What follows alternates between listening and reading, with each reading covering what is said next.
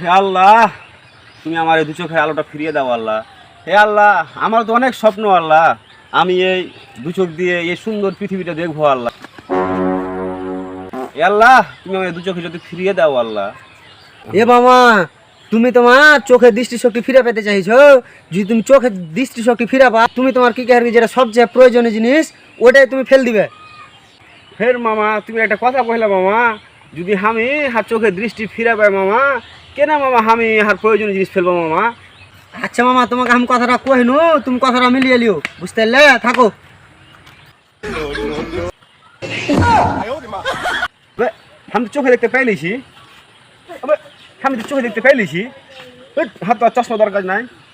হে শালা, এ লাঠিরও দরকার নাই। এ মামা, আমি চোখে দেখতে পাইলিছি মামা। তুমি চোখে দেখতে পাইলিছ মামা? তুমি চোখে দেখতে পাই তোমার সবচেয়ে যেটা কাছের জিনিস ওখানটাকে তুমি ফেলে দেবো মামা। মানে মামা? এই যে মামা, তুমি যখন কানা ছিলে তখন এই লাঠিখানটা তোমার খুব দরকার ছিল মামা, খুব প্রয়োজন ছিল, খুব কাছের জিনিস ছিল। আর তুমি চোখে দেখতে পাই মাত্র লাঠিখানটা ফেলতে হবে, ছুঁড়ে ফেলতে হবে লাঠিখান আর এই চশমাটা। হয় যে জি মামা, ইস, আমি সত্যি তো মামা হাত প্রয়োজনীয় জিনিস ফেল দিন মামা।